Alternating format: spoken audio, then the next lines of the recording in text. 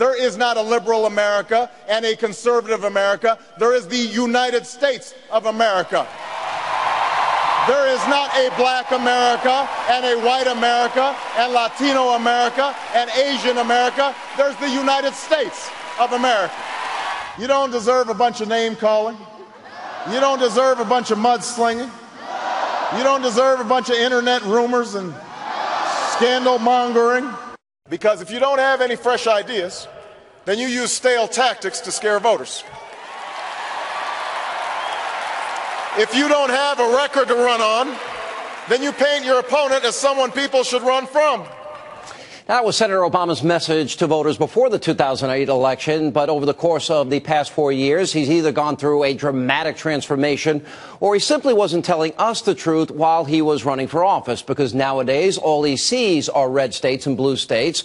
All we hear are distortions about Romney's record. And to be sure, the president is doing plenty of name calling out there on the campaign trail. Now, as a matter of fact, during a recent interview with Rolling Stone magazine, he called Governor Mitt Romney a, quote, BSer. Now, only he said the actual word. So much for president civility. Here with reaction to the R-rated president's brand new tone of desperation, former New Hampshire governor, Romney advisor, a one-man Romney supporting wrecking crew, John Sununu, and the former New Mexico governor, Obama supporter Bill Richardson. You know, I listen to this, Governor. What are we hearing about? We're hearing about binders, Big Bird, bayonets, Romnesia, anything but Obama's record of $6 trillion in debt, 25 million underemployed, 17 million new Americans needing food stamps, 49 million Americans on food stamps, and 1 of 6 Americans in poverty in America. What happened to President civility? Where did he go? Well, look, that moment of using the BS word was kind of a self-defining moment for the president. No class, wants to be cool. Sacrifices being, the dignity of the presidency for appearing cool to a magazine that works for some of his base. I think it really hurts him. I think when people think about the fact that he has screwed up this economy and failed to rebuild it, that he wants to gut defense, and now he is clearly not the guy you want as a role model for your kids or your grandkids, the president's beginning to panic. Governor, I mean, this is beneath the dignity of the office, isn't it? Aren't you a little embarrassed? I mean, the president of the United States, Big Bird, Romnesia, BSing, isn't that beneath the dignity of the office, Governor? No. No? This is a very heated race. Right now, look, I want to see my friend John Sununu get out of this one. Colin Powell, Republican. I'm not asking you about former stop with this Secretary of State. Governor, wait a minute. We've been friends a long time. I asked you a question. The president of the United States, that was a message to a 6-year-old girl that Mitt Romney's a BSer.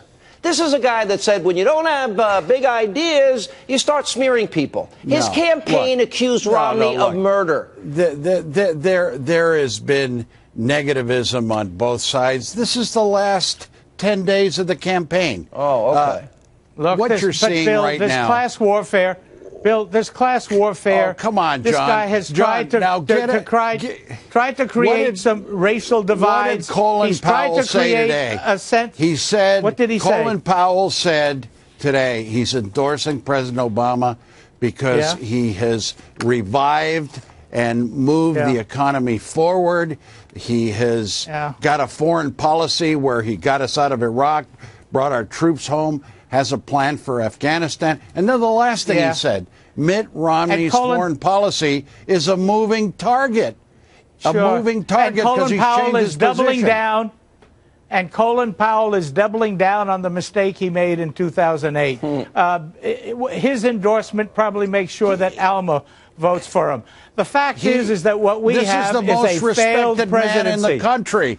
John, get out of that endorsement. Let me go back to my point. Hang on a second. Governor, the guy he worked for, George Herbert Walker Bush, is the most respected man in the country. And George Herbert Walker Bush has solidly endorsed Mitt Romney. So don't give me your lines off the Obama talking points too, Bill. You're too good a man to go that route. We have a serious problem in this country and a president that's so distracted that he's running around to all the evening shows because that's the only place He can put out his venom and his lies and get a receptive audience. It is time that we got down to the big issues. We have an economic problem. He has no plan.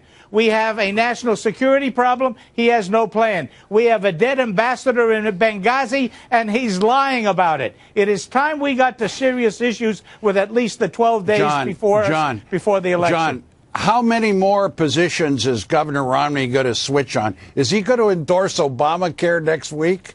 I mean, look, every position he's shifting. Bill, he's moving to the middle so fast. Bill. He hasn't shifted. He's a budget-cutting, tax-cutting governor. He's a budget-cutting, tax-cutting candidate. He has always believed in a strong defense. He's supporting rebuilding our Navy and our military and giving our young men and women what they deserve.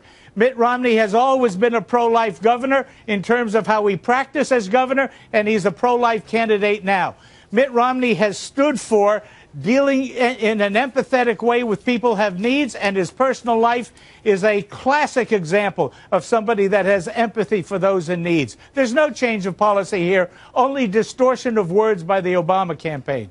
Governor, Governor, let me ask you, do you think when the president's campaign goes out there and accuses Mitt Romney of being responsible for a woman's death of cancer, do you think this crosses a line? Do you think when President Obama himself says that Mitt Romney, his plan is for dirty air and for dirty water, do you think the ads of Paul Ryan throwing Granny over the cliff? Now, I argue that this is the nastiest, meanest campaign I've ever seen. You say, well, it's the final 10 days of the campaign. Any of this embarrass you? In other words, does any of this embarrass you? And shouldn't the president be focused on getting jobs for people, getting rid of the $6 trillion in debt that he's accumulated? Listen, I'm listening. This is the end of the campaign. This happens every 4 years. Sure is. Negativism on both sides. I don't want to cite some of the things that Governor Romney and his team have done. No, because it involves my friend Sununu. I don't want to embarrass Sununu. So cite them. We're ready. Go ahead. Cite them. No, look. I don't think you can. I think the last 10 days, the president was in 8 states in 2 days. It's all going to come out to turnout. And this is where I think the Democrats, there's nobody better than the Obama You don't want to talk about the campaign. negativism of this campaign. You don't want to talk about the shallowness of this campaign. You don't want to talk about the negativity of a president that said this isn't about blue America, the United States of America. You don't want to talk about a president that's lectured this country on civility. This president wants to bring the country together. He wants to bring the country together. By saying that Mitt Romney's a BSer? He's created more racial division than any administration in history. Come on. The data shows back in chains, I think his vice president said. But I got to take a break. We'll come back. More with Governor